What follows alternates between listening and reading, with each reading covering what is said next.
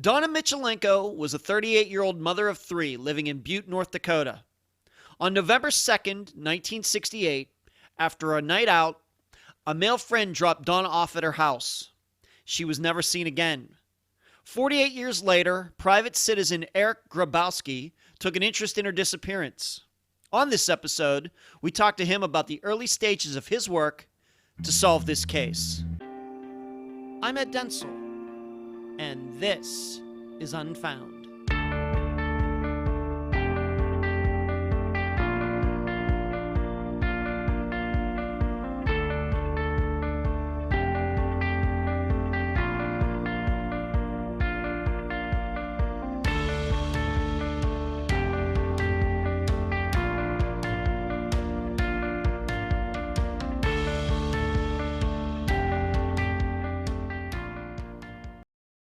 If you ever wanted to know what it really takes to put on an NFL game every Sunday, you wouldn't just talk to the players. You'd talk to the coaches, the scouts, the grounds crew, the referees, maybe the owner of the team, the ticket salespeople, the parking attendants. And only then, after talking to all of these people, would you get a good idea of how much work it takes to put an NFL game on. You can't just watch the game on TV to fully appreciate all of it. I take a similar attitude regarding Unfound. Although we cover cases on this show, and that is the most important part of what we do, we want these cases resolved today if possible, tomorrow at the very latest. But those cases also serve another purpose. They allow you, the listener, to develop an all-encompassing idea of what goes on regarding disappearances in the United States. To further enhance our knowledge, we've talked to reporters, Tim Wright, Lee Clifton, Patrick Marker. Family members, the list is extensive and I thank every one of them for appearing. We talked to a lawyer, Tad Tobias, the no-body guy. A forensic artist, Carl Koppelman. We've even talked to another show host, Gary Jenkins, whose specialty was mob disappearances. By listening to these people and learning from them, we become more knowledgeable about the missing person's environment. Just like in the analogy of what we would have to do to learn everything about what it takes to put an NFL game together.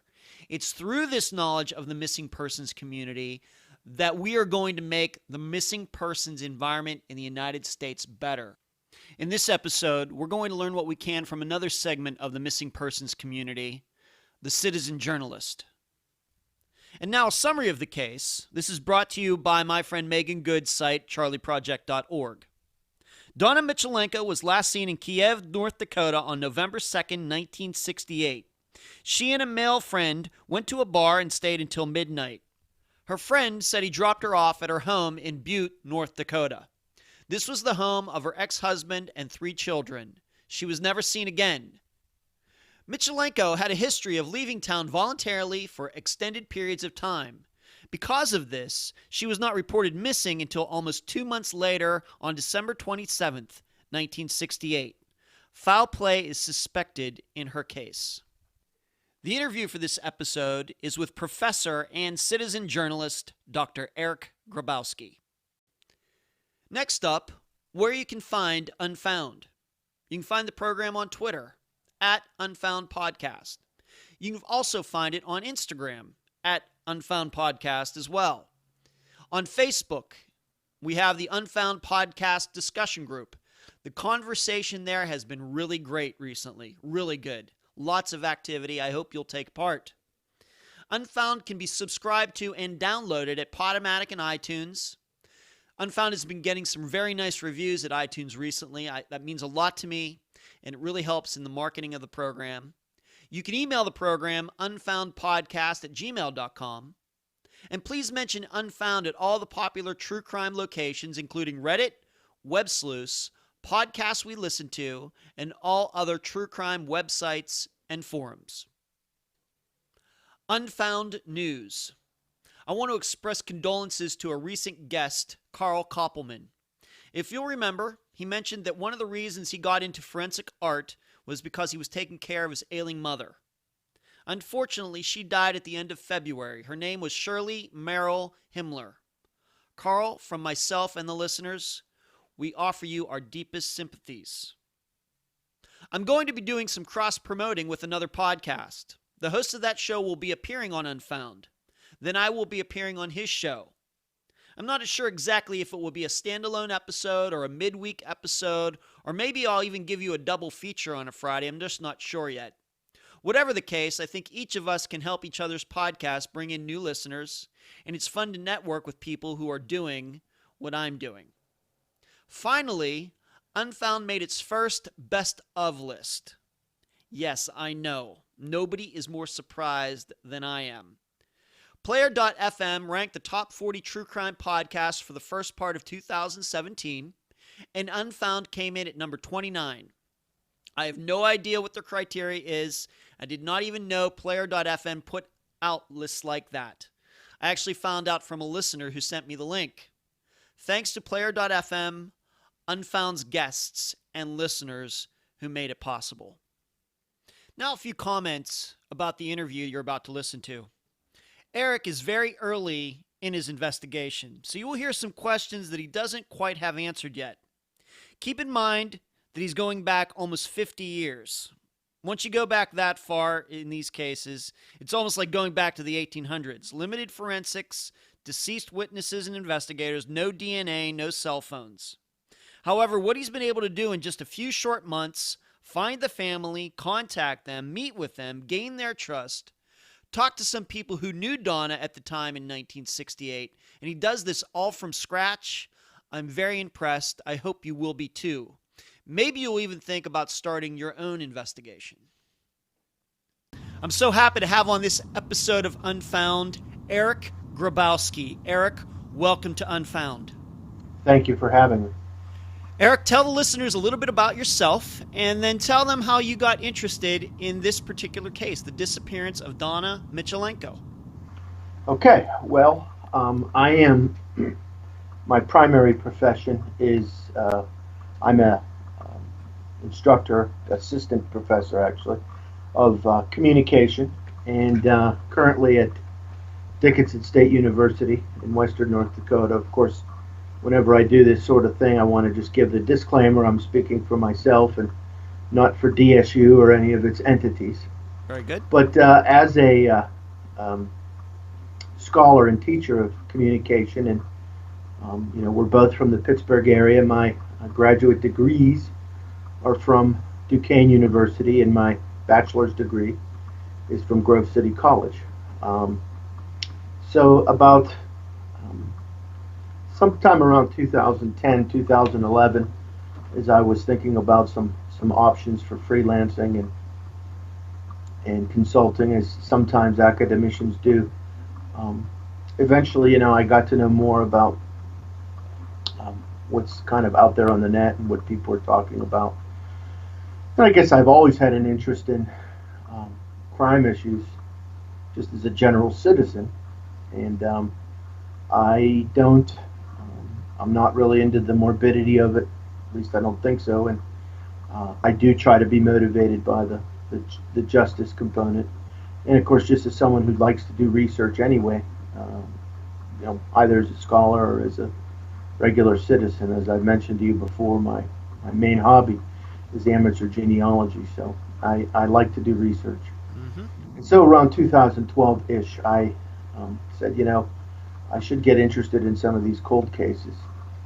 And I don't want to say completely that I was, not unmotivated by the heightened sort of general media fiction and nonfiction. But like I said, I've always been interested in crime and justice too. So it was there. So, in North Dakota, there's a Attorney General website, attorneygeneral.nd.gov. You could search the site if anyone wants to. And there was a list of cold cases there. And actually, the first one I got interested in was a murder, and that was the oldest cold case in North Dakota that's listed, and that's Larry Phoebus. In 1962, 1963 time frame, he was murdered and found later. And I'm still interested in that case. And that's still unsolved, so it's still unsolved? That's still unsolved, yep, okay. That's still unsolved. Okay. And so over the couple years, and both personal and professional life get ahead of you, and I wasn't as attentive. And then I started to get back to these cases, and at some point, somehow it crossed my mind too to get interested in the missing persons component, and I had branched out a little on studying some other murder cases from around the country. And I have to say, it wasn't completely, but partially your show that got me thinking, well, looking at these other cases and the missing persons component is important. And it's a theme. I mean, I have to admit, I'm pretty big on social media. I like to watch trends. And I don't consider myself a professional journalist. I am a good writer and a good researcher. So whether you want to use the term freelance or citizen journalist, whatever. Mm-hmm. And so I decided to zero in a bit on this particular case. Second oldest cold case in North Dakota, first oldest in terms of a missing person. And that's, of course, we're here talking about Donna Michalenko. And so, sometime last year, when we first started communicating, I was starting to branch out my interest in missing persons. And, you and I had talked, and I wanted one thing that it's just tough to navigate one's time. It's finding an outlet. And so obviously having an opportunity to come on your show allows me the opportunity to do the research and to do the compilation and analysis, but then collaborate with you, and this provides an opportunity for an outlet. I don't know, podcasting is something that a lot of people are listening to, and you're seeing from your shows getting slowly more exposure. People hear it. I like the notion that was brought up by another guest on your show that it's whether what you're not necessarily seeking closure, you're seeking resolve. Yes. And so that might be a good way of describing the justice component that I think and I hope motivates me on this. People want answers, and it's both the public and actual family and friends. I mean, and that's a real motivation. So that's me. And going back to like when you were a kid, like teenager into your early 20s, do you watch like unsolved mysteries and shows like that? Absolutely. And certainly I wouldn't call myself a avid reader of the mystery genre, but certainly definitely read my share of Hardy Boys reprints when I was young. And another great one I read later on in life, G.K. Chesterton's Father Brown Mysteries, if anyone's familiar with that. Sure. And Murder, She Wrote, if you remember, that was a great television program. And then years later, you have your Law and Order and your CSIs, and of course we know that sometimes that stuff is sensationalized. But I think that we know that fiction has to represent some portion of reality, even when it's fictitious, to be compelling. Right. And Law and Order, I can remember back in the day, said ripped from the headlines. They would do cases, it's a fictional show, taking real cases and then turning them into a fictional version of those cases. So yeah. Exactly. So, my talents, I want to use my talents in a way that can be helpful.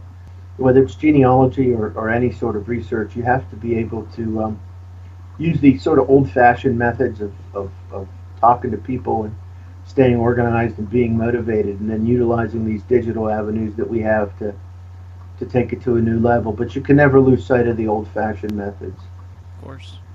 So tell the listeners a little bit about Donna Michalenko, what you first discovered and what you've learned since then.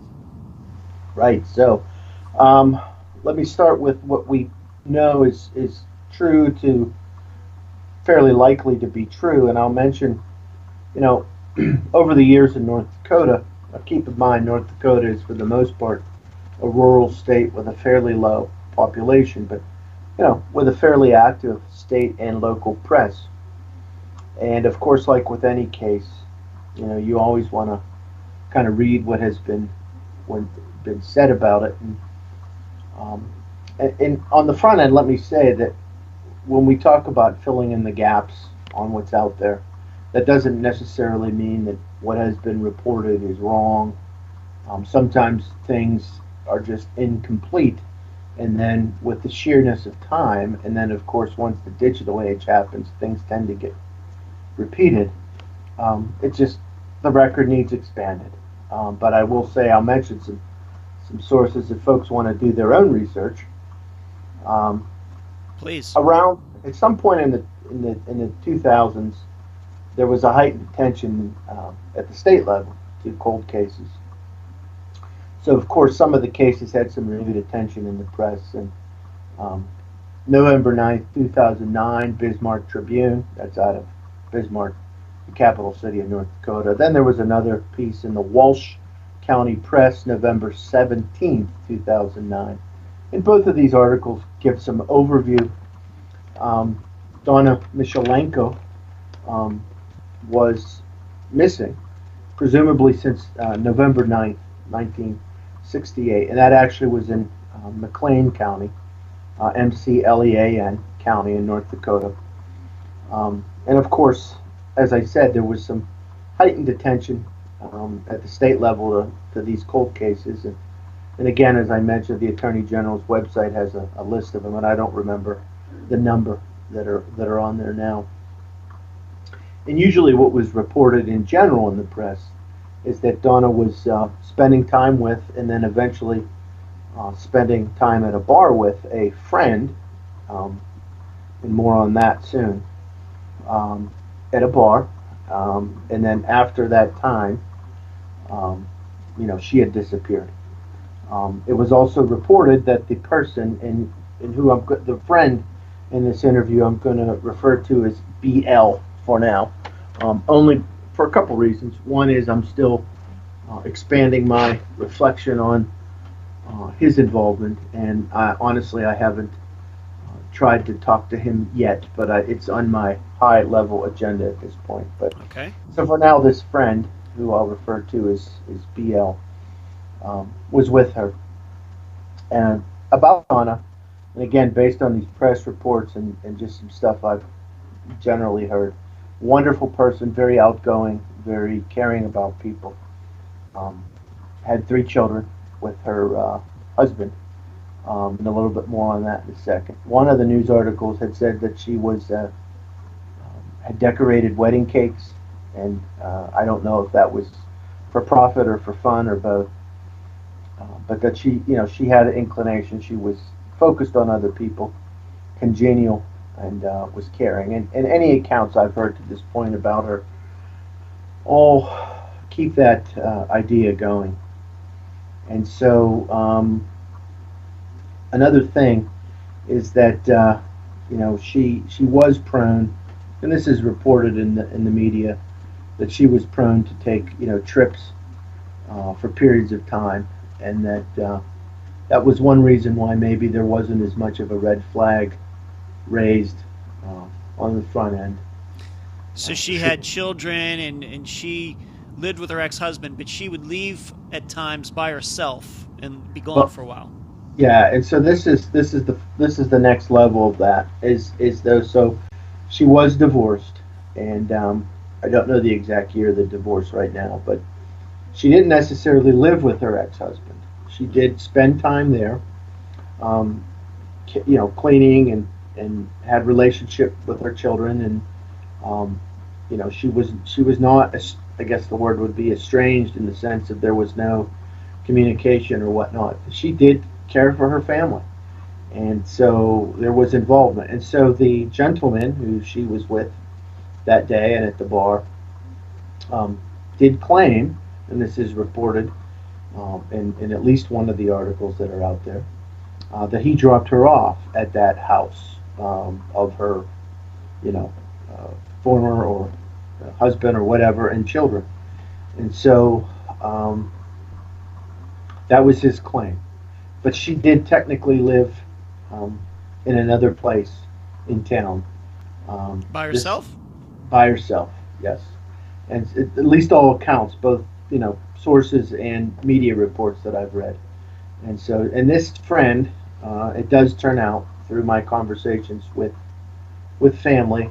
So the gentleman that she was with, which is often referred to as a friend, they were romantically involved.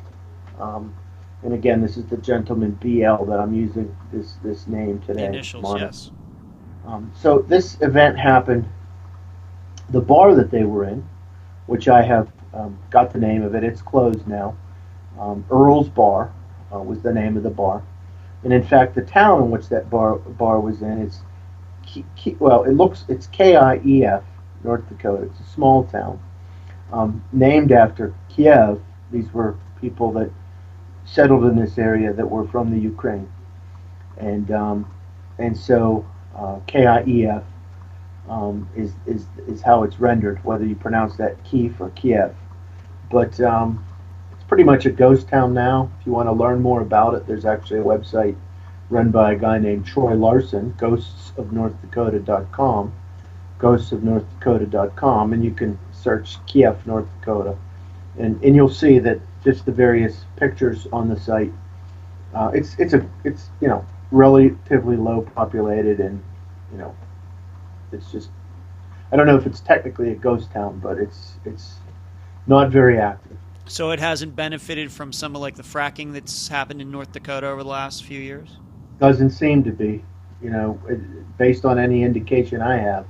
Now, whether that will change with an eventual resurgent oil or not, but I think probably where it's located, I assume logistically, it's not as necessary to that sort of movement and transportation and cultivation.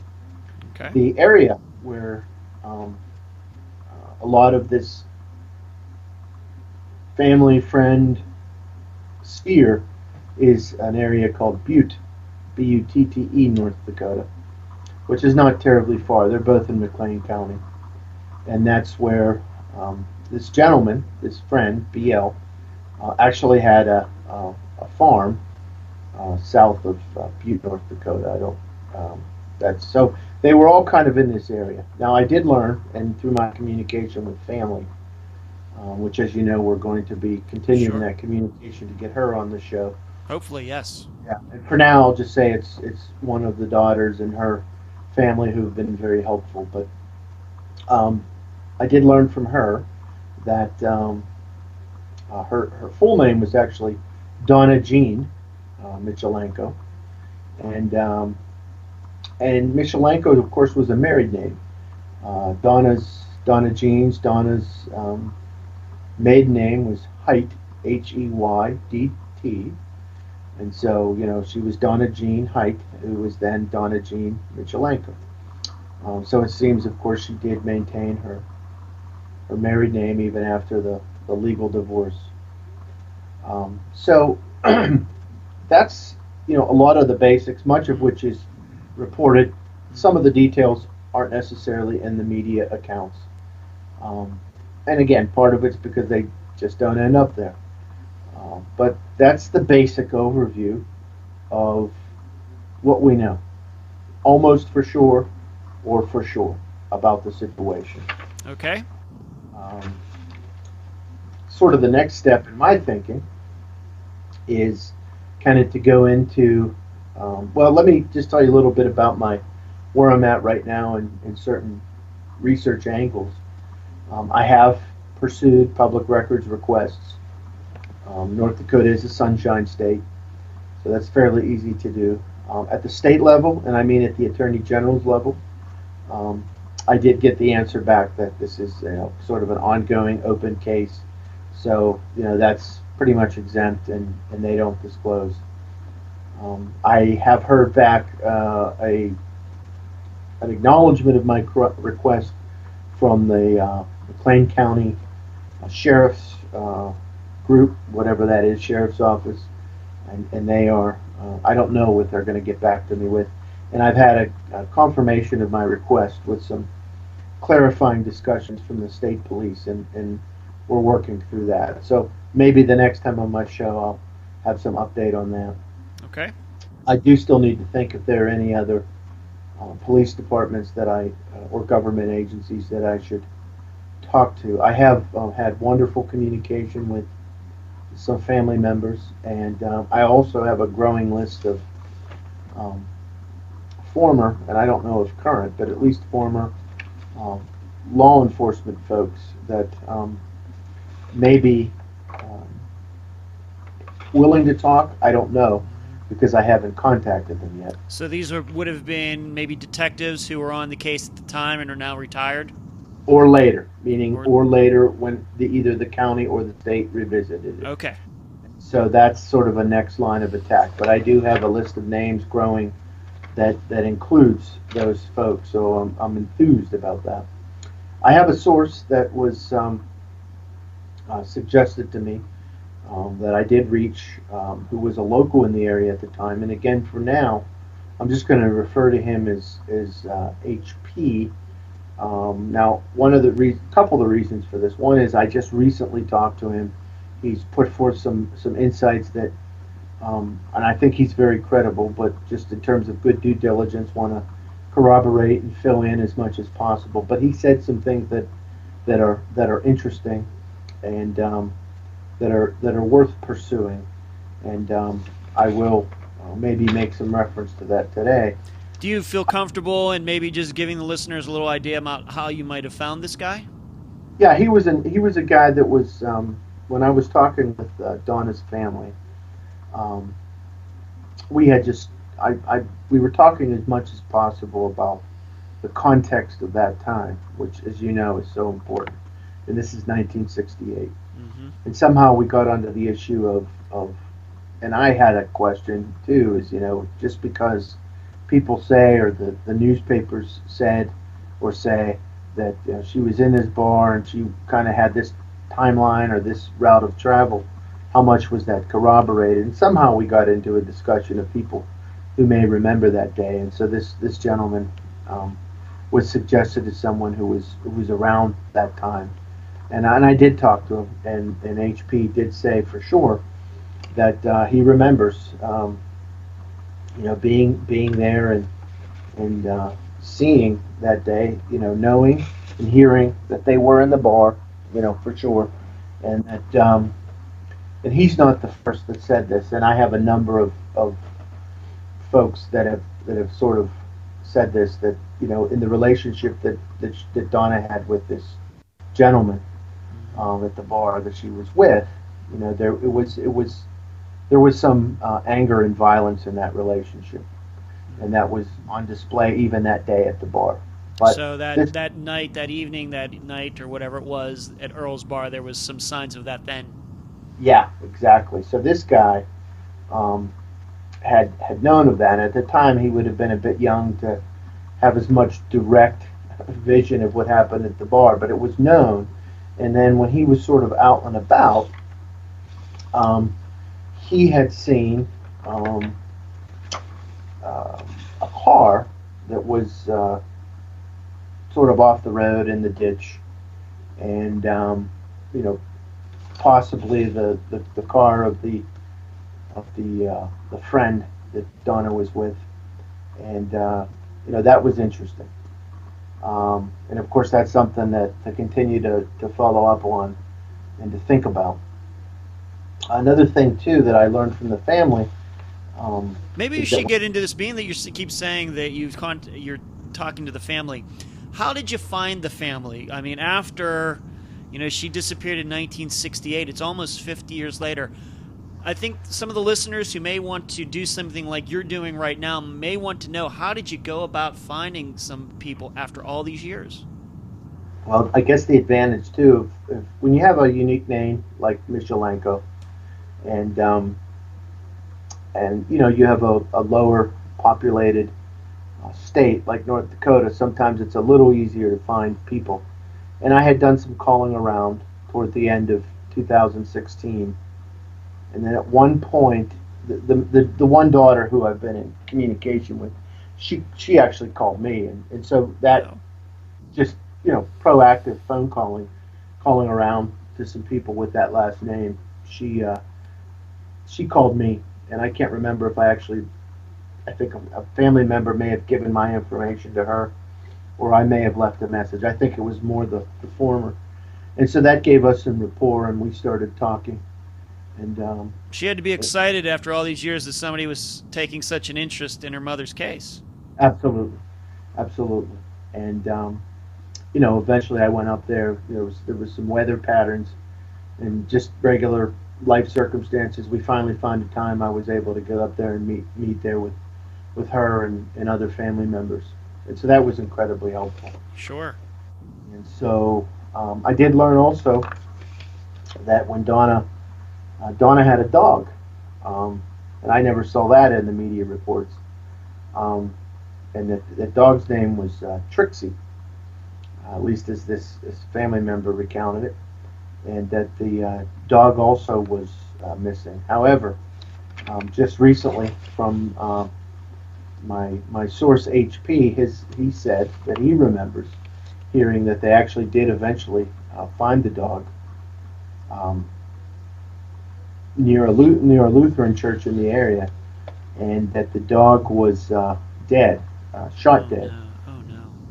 So that's something, whether that was connected or not, obviously, it may have been, or maybe the dog got away and then someone had to shoot it. I mean, we don't know. Her dog was shot dead, and like, what else did you discover? So between my conversations with family and my conversations with HB, clearly I see that there was some angry or violent moments in Donna's relationship with her quote unquote friend, um, and that was on display both that evening and in earlier points in their relationship. It seemed to me that Donna was someone who, at this point of her going missing, was someone that was, living a life, but also being attentive to her children. And she cared about her family.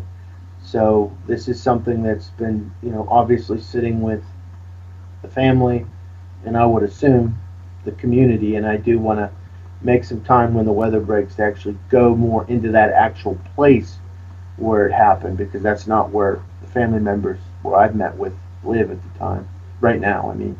And so I do want to try to get a sense of some of the locals at some point a little more deeply, and have in the future have a sense of that. But so something like this just sits with people, We go back to this issue of resolve.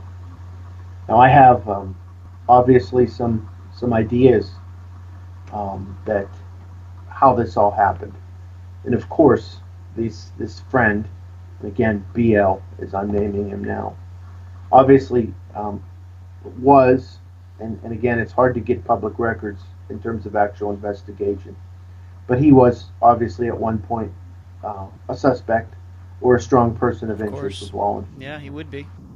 And over time, though, um, after those steps and however they play out, which there are gaps in my knowledge record there for the reasons I've stated, but we're working on that, is that that dissipated over time, right, in terms of his being pursued. It is interesting that he had said that, he dropped Donna off at her, um, at her husband's house. And by the way, her husband or former husband, ex-husband, whatever, his name was Bert at the time. And then their children, their three children. That's interesting. Why, claiming to drop her off there, which is possible. I mean, again, I'm saying this BL, this gentleman, in my mind too, is highly likely a candidate for this, but it's not necessarily the case. Okay. This is one of the reasons why it's important, at least as much as possible, to try to see whatever available records there are, and to continue to talk. Now, I do believe that from a journalistic standpoint, between having programs and expanding the digital dragnet, so to speak, and corroborating and analyzing, we have to also be open to other possibilities. Sure. But you look into the fact that BL and Donna had tensions and violence in their relationship, that he was the last person that she was seen with. The car incident is interesting, and the fact that he did have a farm not far from south, I believe, of Butte, North Dakota. That makes him a good candidate. He is still alive, as far as I know. And I do plan on, at some point soon, calling him and letting him know what I'm doing from a journalistic standpoint and ask if he'd like to talk. Um, Trying my best not to assume anything on the front end, and if he is willing to talk, to say what he wants to say. Have you looked him up in any databases as far as any trouble that he might have been in since 1968? I have, and I've not seen anything as of today. Hmm. I'll be just to go into the big picture of open source material. Of course, as I learned from family that Donna Jean's maiden name was Heidt, Heydt. She was what's called Germans from Russia, which is a unique um, legacy of Germanic immigrants to this part of the country. They're called Germans from Russia because they um, spent time under the Tsar and then came to the United States. Um, and so she was of that lineage. And of course, Michalenko is a Ukrainian name, but she married into that. Was But that these Bert's? are Was that Bert's last name? yeah, Burt Michalenko. Yep. Okay. And so um, the I looking into her genealogy, looking into her life as much as possible, looking into BL's life since. I haven't seen any red flags that would say, "Wow, that's interesting," right? And so at this point, in terms of open source material, and again, that's as of today. There's nothing that says, okay, this is really a red flag about her or him after the fact or anyone else. So yeah, as of now, there's nothing that's coming up as a red flag. But of course, open source research is always continuous. You never quite know as I find ways to access, records, or sometimes records get made available, whatever. But as of now, there's nothing. Because what I know about the case, and that just is, for example, going to charleyproject.org because Donna's case is listed there. By reading the account there, you could easily come to the conclusion that this boyfriend did drop her off at home, and her ex-husband was upset that she was out with another guy and something happened to her that way. You could go a few different ways in this, and that is, disappearances as well as I do. It's a very common occurrence that, Yeah. jealous lovers get violent and make, in particularly, women disappear. Yeah, that's definitely. There's no question that in my mind, that's a scenario that one has to play out. But So what I'm you know, saying is BL can be seen as a decent suspect, but you look at that scenario and you could say Bert could be one as well, and then of course it could be neither. right. And so if I had to rule out, and it's not at this point, I guess, completely reasonable to rule out Bert, but based on all conversations I've had so far, um, although they were divorced legally, Donna had that I've discovered, no obstacles to maintaining good relationships with her children, and no obstacles from her side of going to that house and helping clean, keep house, take care of her children.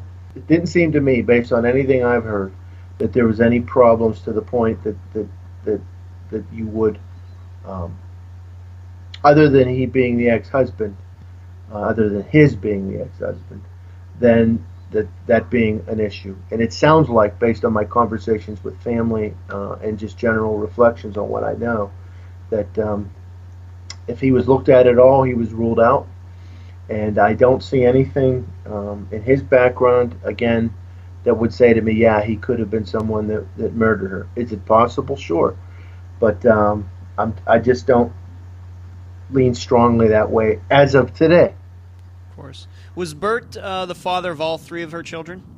As far as I know, yes. Okay. All right. As far So as these people then you're talking to, for example, this daughter, it's her actual father that it could be a possible suspect in this case. Just if you can say this, does that worry you in any way or anything like that? Do you think they're shading their opinion in any particular direction?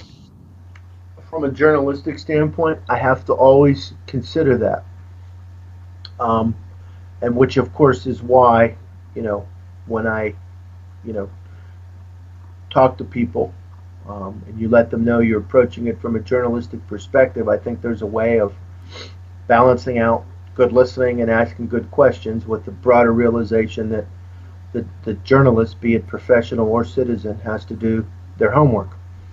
So there's always the possibility that the family, any family, is going to have that shade.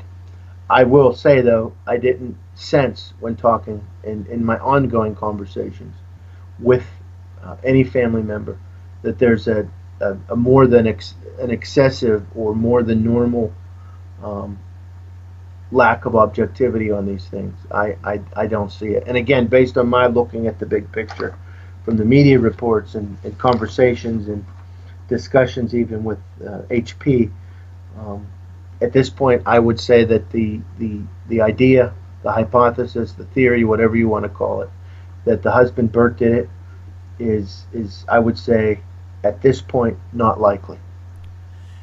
And would you say that the family, once they found out that you were interested in, would you say they're all in with you?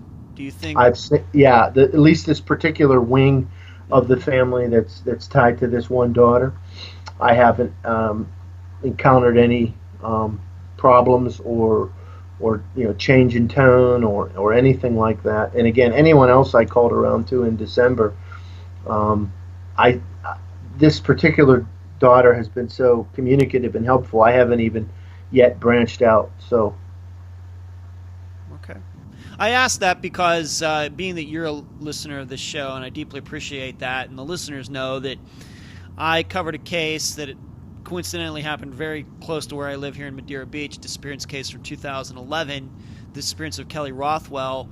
And on this show, we mostly talk to family members of people who've disappeared. In that case, I have a friend of mine, Lee Clifton, who got involved in that case. So she is continuing to do this day what you're just starting out doing now. And the reason I asked that is in the Kelly Rothwell case, the Rothwell family, got connected to Lee very quickly, and now after all these years are very, very close. And I guess that's what I mean, that there was an all-in factor where these people met Lee and said, you know what, I think this woman is really going to do all she can as a private citizen to find out what happened to Kelly.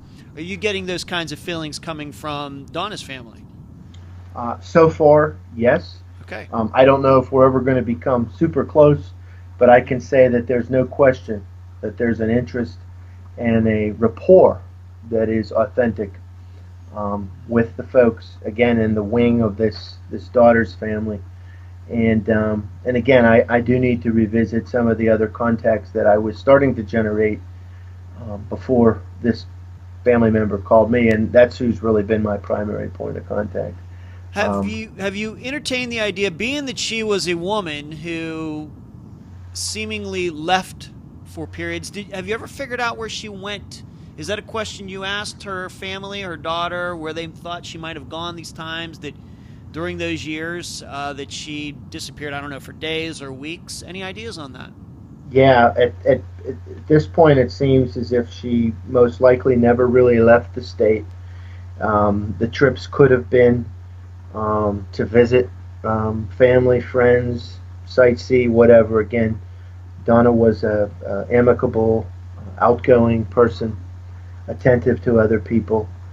I have found no inclination that these were tied to any, nefarious activities. And so, I mean, could it have been tied to her disappearance if BL wasn't the guy, and if the husband wasn't the guy, and somehow she decided to take a trip on that same day? I mean, but it just doesn't seem like that happened. But is it possible that she just walked out of her life? Now this is a good question, and so something that I am most likely would rule out at this point is that she intentionally disappeared. Both from conversations with the daughter and the daughter's family, as well as this HP, it seems as if that after her disappearance and over a period of time, that her personal funds remained intact, and that her belongings, you know, there was no sense of someone, taking a bunch of stuff or kind of accessing things at a later time. So, those seem to be the sorts of things that have glitches when someone intentionally disappears. I've also just done some national open source searches, looked at different name combinations, and haven't seen any basis on which to conjecture that she might have reappeared elsewhere under a similar or different name. Now, again, those searches always continue, but to me, it's highly unlikely that she intentionally disappeared. Partially because, again, she was so attentive to her family, and also there's just no indication that she accessed her resources or anything like that. How does the family feel about BL after all these years? If you can say, you don't have to. How do they feel about BL as a suspect after all these years? At least the family I've spoken to has clearly, he remains someone who certainly could be a strong suspect. With the understanding that we don't know every detail. That's for sure. And keep in mind you're dealing with again a rural state with a lower population.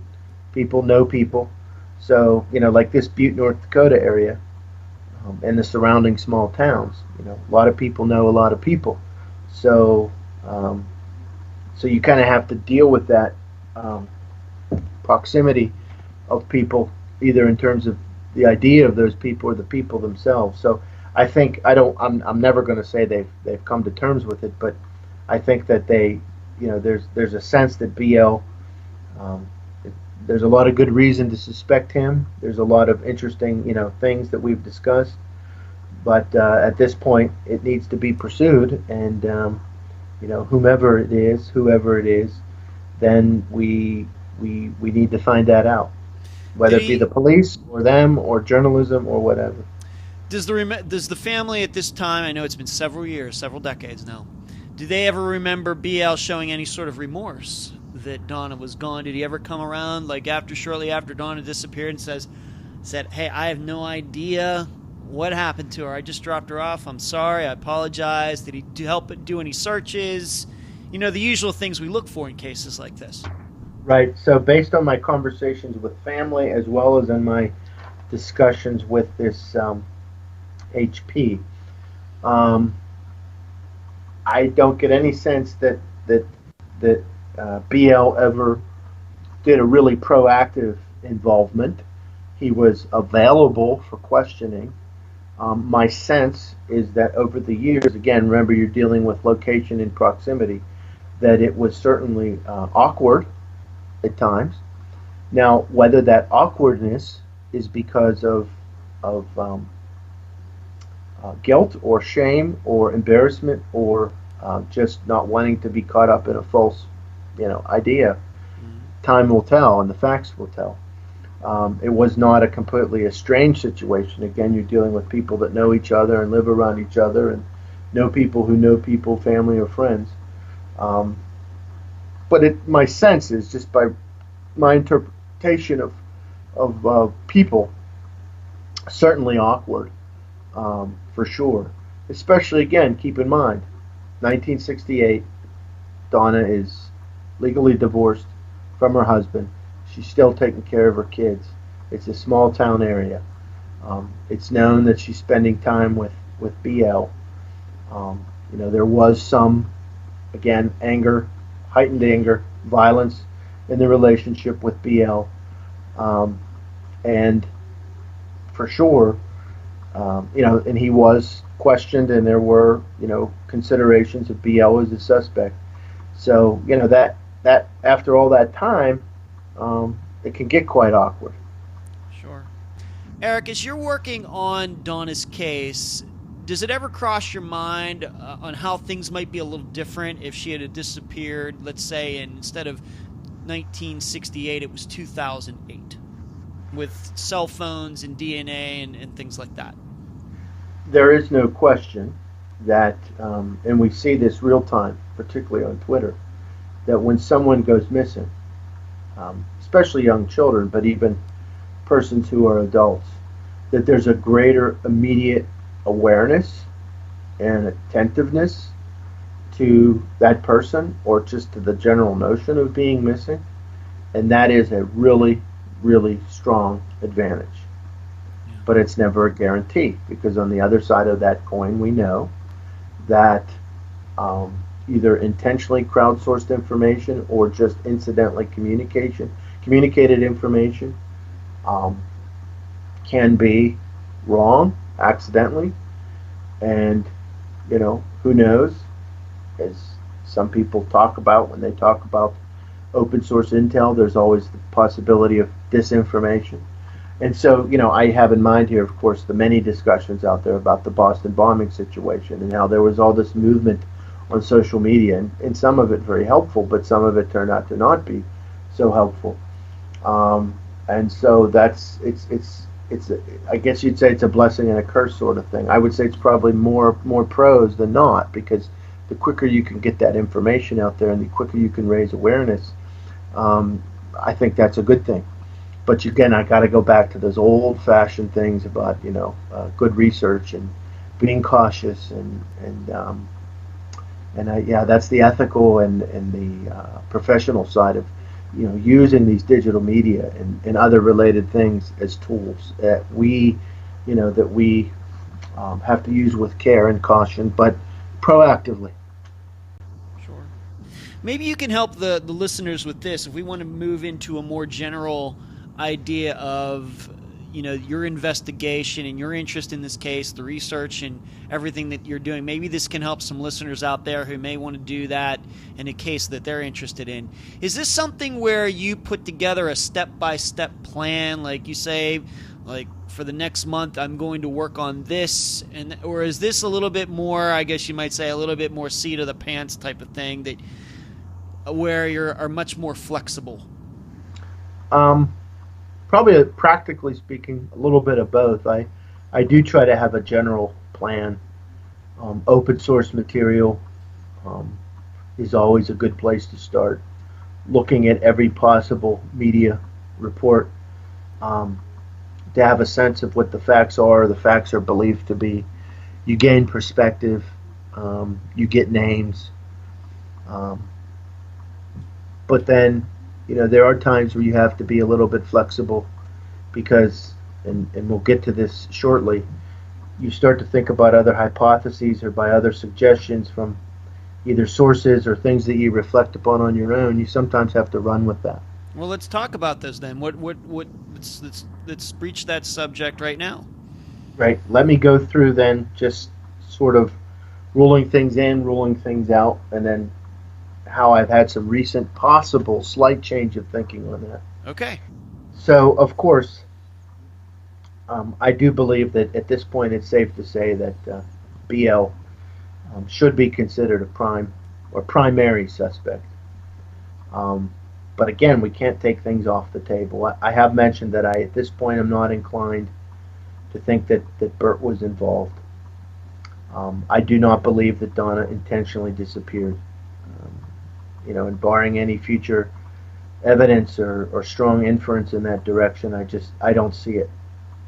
From years ago, when I was, starting to get interested in the Phoebus case and looking at cold cases in general, I remember a former colleague of mine at Dickinson State University, and I'll mention his name here, and told him I would, Mike Shaughnessy. He's a biologist, Dr. Mike Shaughnessy.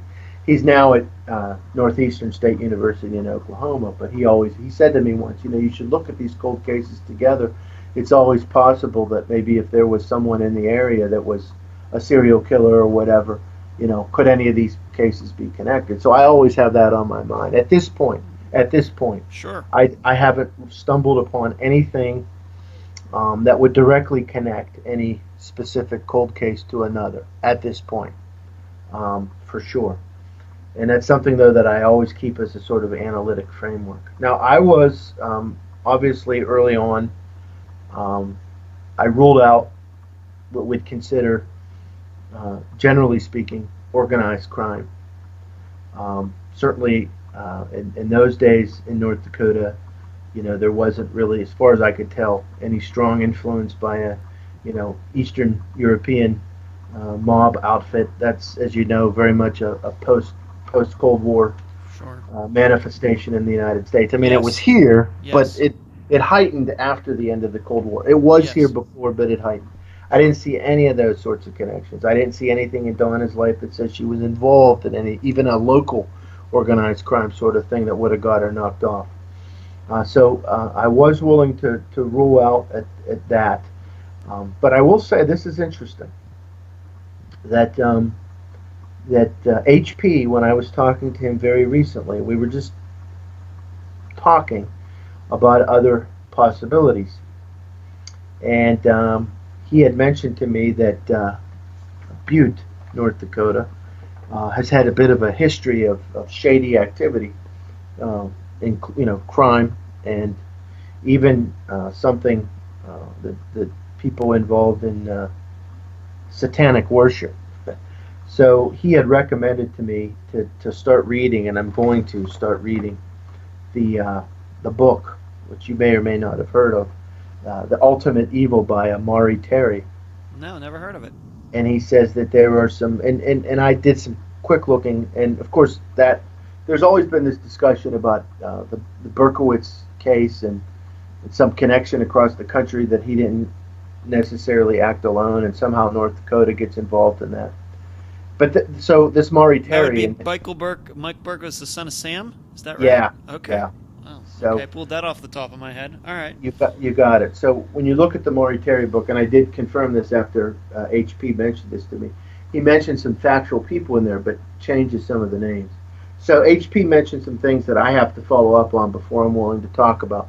I'm not saying that I believe at this point that that Donna was killed by a satanic cult or drug dealers or a mixture of both or hitmen, but it's something interesting to look into.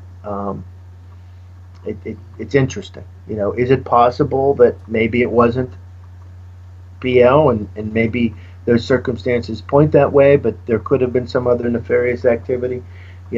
So yeah, I did look online after I talked to HP, and I did see that over the Butte's had its incidents of troublemakers and shady people.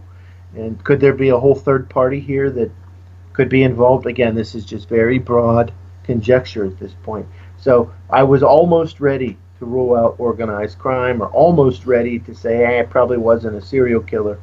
But if there's any sort of third way in this, and it could be tied to something like these other sort of ideas about national or regional criminals, then I guess you can't completely rule them out at this point. No, you can't. But so I'm going to be reading that book, The Ultimate Evil. I'm going to look for some of the things that HP said. By the way, HP we were just talking. We were just saying, hey, what are some other possibilities? Obviously, we talked about BL. We talked about Bert. We talked about it's this guy. Just kind of brainstorming. And he had said, hey, such and so person said once, maybe it was this so and so person, check out this book.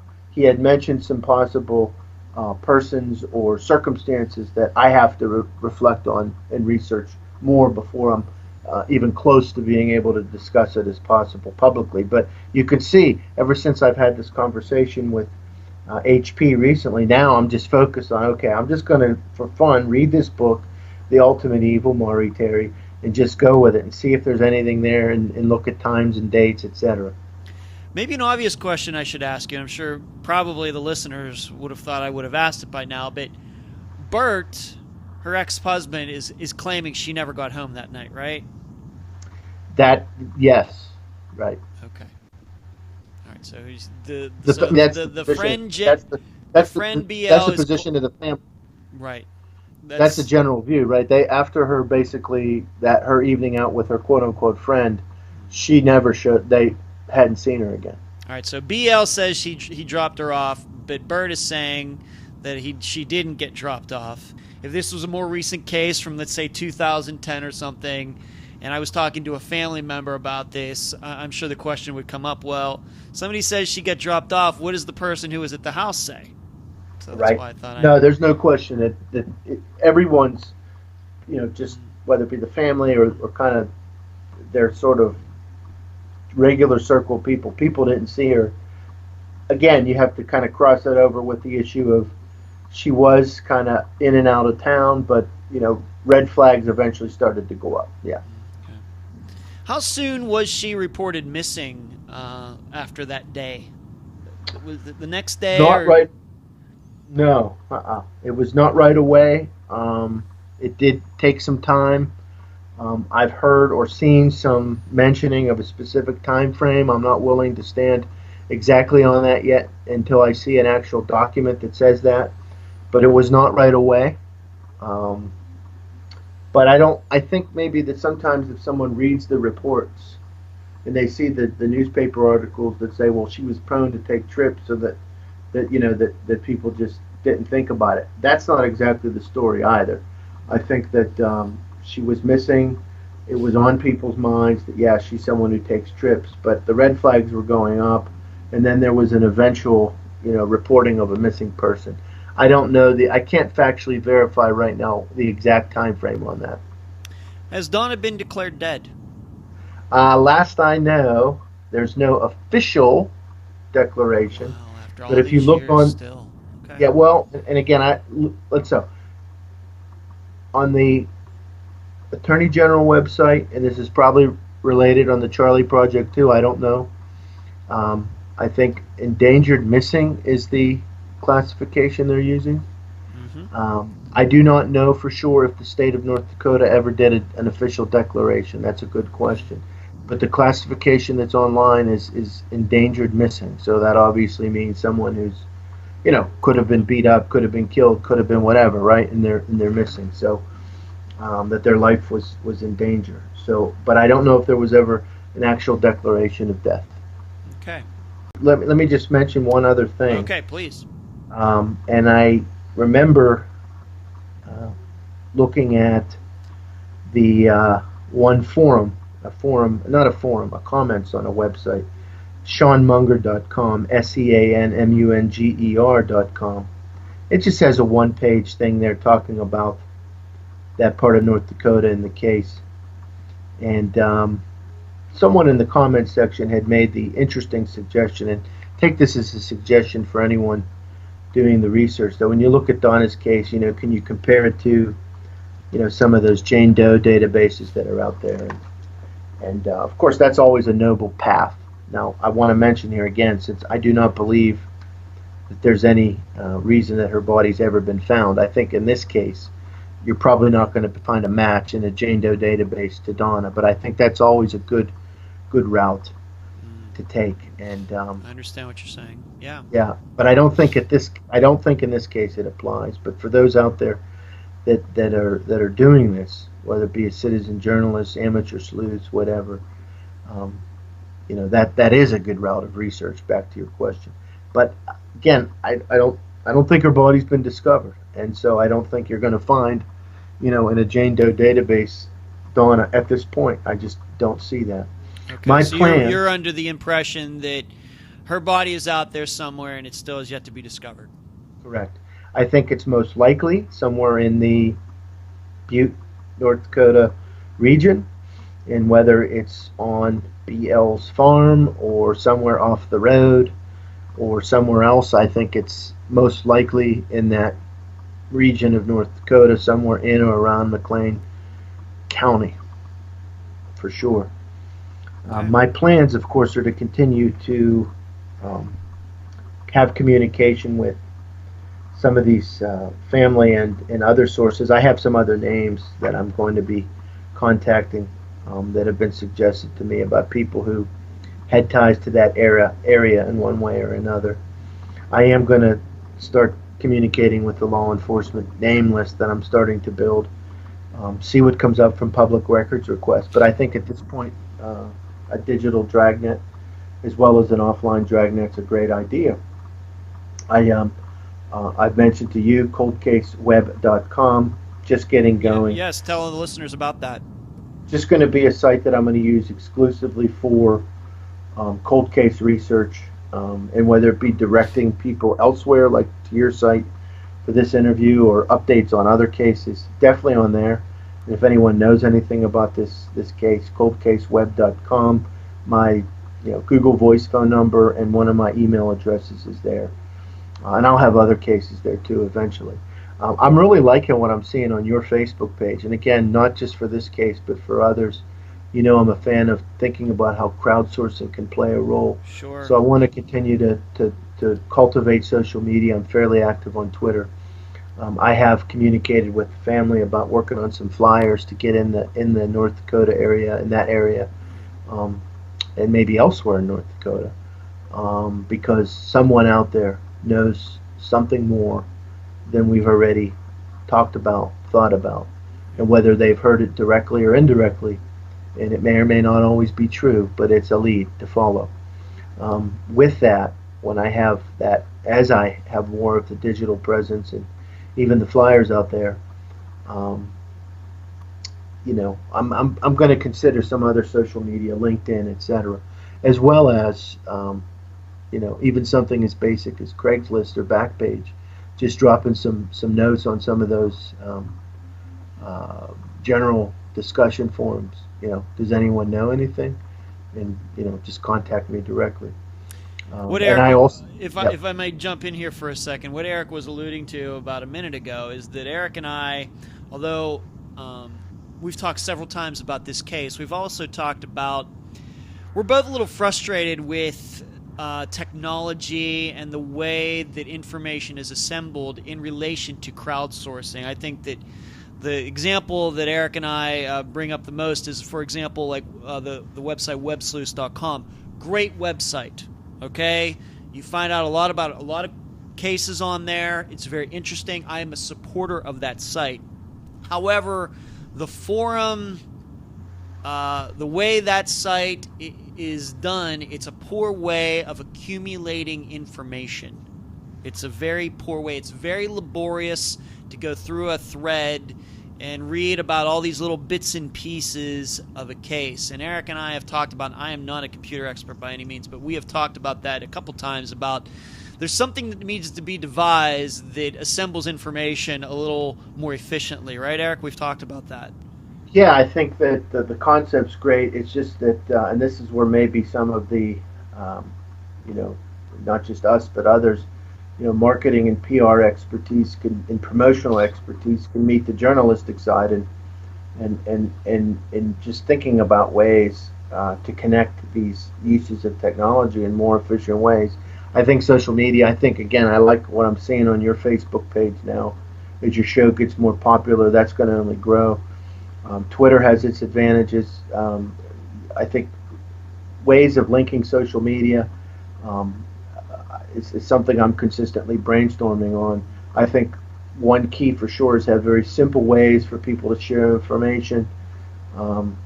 Like you, I love those forum type websites, but it can become real cumbersome to sort of sift through that, and it's not always time friendly either. They're great if you want to talk to other people about a case, but they are poor if you're actually trying to pull information. Yeah, right. That's right. And so, that's it. So, we should always, all of us in this area, family, friends, citizen journalists, professional podcasters, anyone else that gets involved in this stuff, think about ways to efficiently and effectively link these means of communications, while at the same time never giving up on those old-fashioned research techniques that are always going to be relevant. How much time do you think, this will also help the listeners out there who may be thinking about doing this on their own, how much time do you think you're devoting to this a week in hours, if you feel comfortable saying? It's hard to say for sure. It's like with your previous question, do you work with a plan or do you have flexible, and it's both. I think you have to be, if you're going to do something like this, you have to be prepared personally to be all in, depending on what your main profession is. One day you might be able to dedicate 5 minutes, but then another day, you might have to put 3-4 hours in. Would you say maybe you average what, 5 hours a week working on this? What do you think the average has been? Just so people know if they want to get into something, what they might be in for. I would say if someone, and I don't know if this exactly reflects my time, but if someone wanted to do some citizen journalism or citizen activist on these things, that they, at a minimum, they should be willing to have a baseline of 3 to 5 hours a week. Okay. It's going to go more than that sometimes, especially when you're doing your open source research, and then staying organized. And if you take it to that level of actually talking to people, and finding how to reach those people, and then doing the conversations, and then you find another idea, you don't want to lose that enthusiasm. So you just got to get into it. So again, it just depends. But I would say, no doubt, a minimum 3 to 5 hours a week, minimum. How is this so far? How do you think this has affected you as a person? I mean, already you're a college professor. You're molding young minds and getting them prepared to go out into the world, and then you're doing this. What has this added to your life? I believe that the general interest in these things, I hope for me personally, has reinforced the idea that, for me, which I think I work to authentically hold, that justice is an important component of a good society, both at the general level and at the individual level. And that if we have particular talents that we can bring to the table to help with that, that motivates me. And when you're sitting there talking to a family member, or you're talking to a source, or you're just reading through old articles, that's, you got to have something you're interested in to keep going. That has an authentic motivation. That just continues to reinforce it for me. And there's always more to learn, whether you're doing academic research, your own amateur genealogy, or you're doing citizen journalism like this. There's always more to learn. There's always another angle.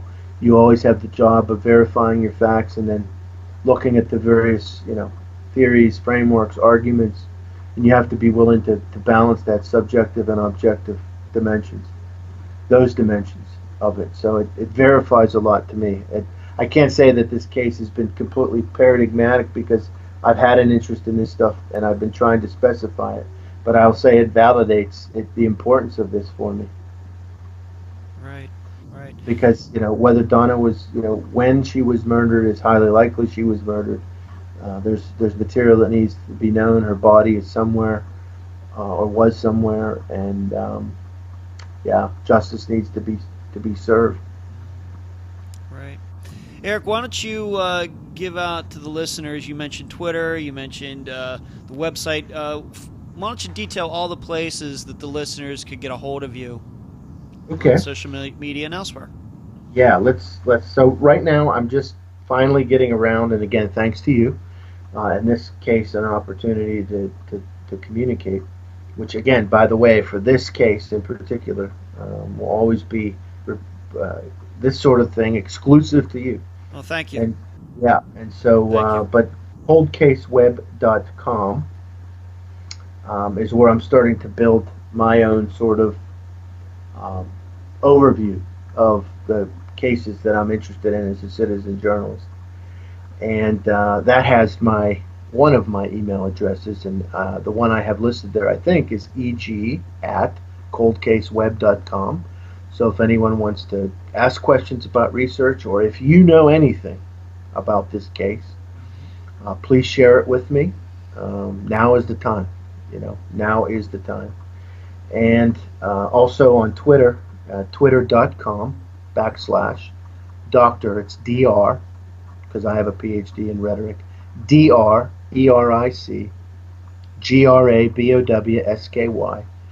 I should probably at some point link that to that cold case website, and I will.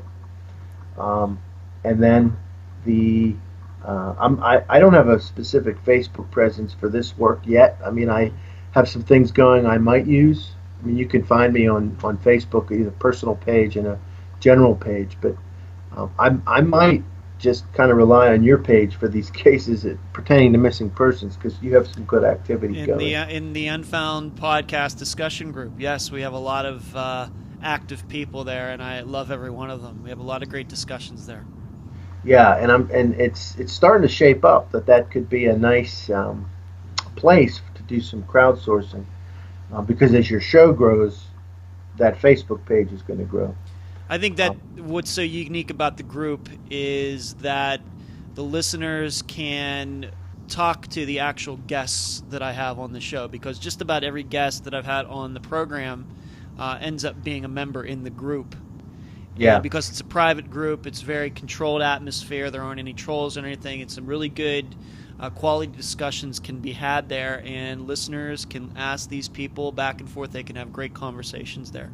Yeah. yeah, and I'm excited after this episode is officially released to play a part in that. And of course, I'm excited because the nice thing about having those conversations, just like I mentioned on that comments post, people have ideas. I mean, that you haven't thought of or I haven't thought of, and so Yes. that'll be good. And so between kind of throwing out the dragnet and then pursuing some more of the leads that I mentioned.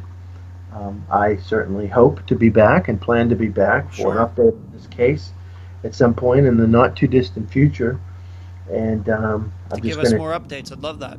yeah, and I'm going to be, whether we do 15-minute spots or hour spots or whatever, but I'm going to be pursuing this proactively and professionally. And again, it's important for the family, for the community, for Donna, and who knows whether there'll ever be because just with the way the evidence and such are. And by the way, I'm not in any way not a proponent of law enforcement. So certainly, as I build a journalistic picture, although I'm not necessarily going to put all of my journalism at the discretion of law enforcement. If I ever run into anything that I think for them would be important for them to know, I would keep them in the loop, of course, too, because I would want to see the real killer, murderer of Donna, whoever that is, be brought to justice.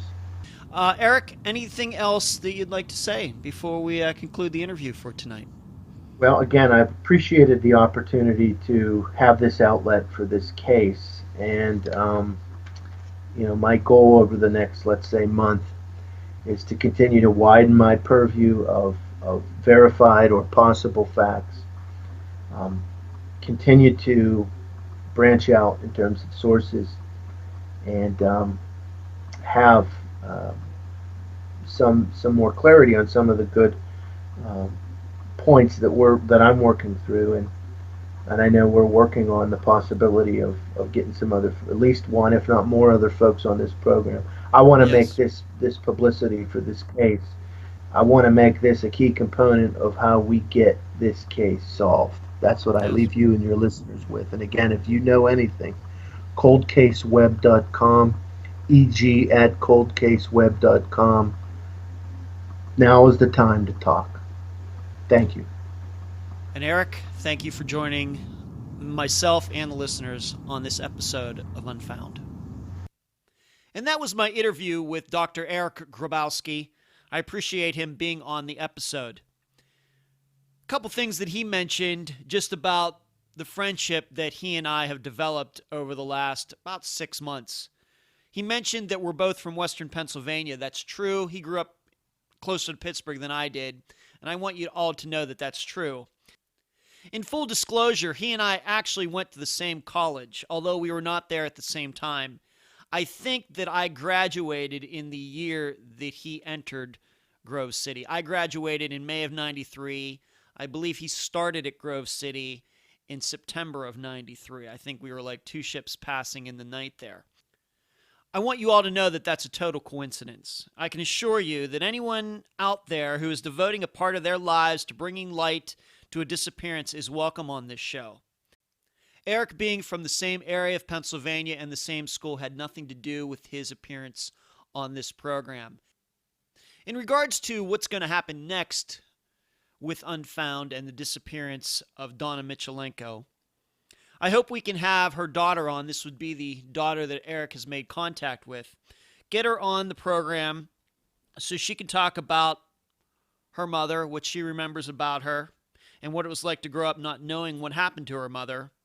Maybe she can expound on what Eric has mentioned in this interview. I would really enjoy that. I hope that can be arranged. Maybe we can make that happen in May or June, sometime like that. As for this interview with Eric, I get the idea that he has a long road ahead of him, and I think he knows that. He's basically starting from scratch. The case is almost 50 years old, and he still has a lot of leads, a lot of questions to be asked, a lot of people to be talked to, as he makes his way through all of this. And when he's further ahead into his investigation, he's collected a lot more information. I plan to have him back on. I don't know if we're going to do another hour interview, but I would surely like to do a 20-minute interview about what he has learned since this interview that we did here in March. Maybe we'll do it as a Monday release of Unfound. As you know, we release every Friday, maybe a Monday or Tuesday, something to break up the week nicely, something like that. I will entertain those options as Eric and I continue to talk.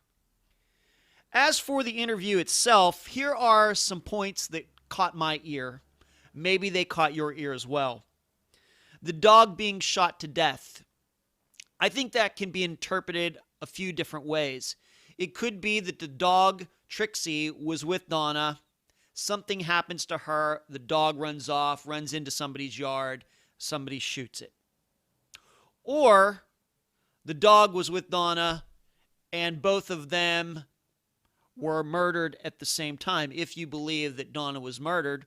Or it could be that the dog just ran away and was out there on the streets that night that Donna was out with this friend of hers, and the dog dying had nothing to do with her disappearing. At this point, I'm not sure what to make of it. It sure does seem a little too coincidental. I'm sure that's something, though, that Eric's going to look into. This future interview with BL. I'll be interested to hear how happy BL was to talk. Was he excited about talking about Donna Michalenko? Was he hesitant?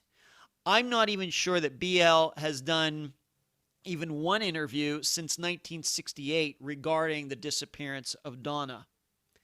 As Eric said, he was a suspect at one time, but then after a while, it seemed that that suspicion kind of died away. Maybe just because the police lost interest in the case. I happen to think that. We'll know a lot more once Eric tries to talk to BL, and if he gets to talk to him, what BL has to say. I'm also wondering if there's any other women in BL's life. Are there any ex-girlfriends, ex-wives? As I've mentioned recently on another episode of Unfound, that the jails and prisons in the United States are full of men who were put there by ex-girlfriends, ex-wives who finally rolled over on them, as these women should have. That also might be an avenue that Eric wants to look into. And also be interested to learn if BL still lives on that farm or still owns that property that he had back in 1968 when Donna disappeared. You heard Eric say that his suspicion, if Donna was actually murdered and BL had something to do with it, that her body could be on that plot of land. I'll be interested to know if BL still owns that land. If he doesn't, if somebody new owns it, then maybe Eric can arrange a search to be organized. And that would be interesting. Get some dogs out there and see if there's anything that seems out of the ordinary on that property. But what caught your attention? Since this investigation is just new, what would you do in Eric's spot? You can let him know since he'll be in the Unfound discussion group. I urge you to seek him out and ask him questions about the work he is doing. He's really excited about doing that, and he wants to correspond with the listeners of Unfound about this work that he's doing. Please find him and start a conversation in the discussion group. And one more thing. It's David Berkowitz, not Michael Berkowitz. But that's the end of the show.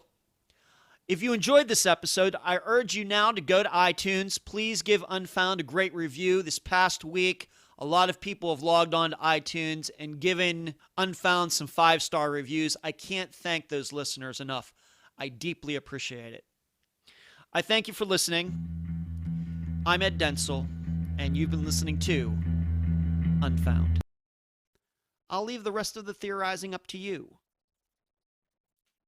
And that's the program. If you found it informative, please go to the app that you use to listen to Unfound and give this podcast a nice review. I thank you for listening.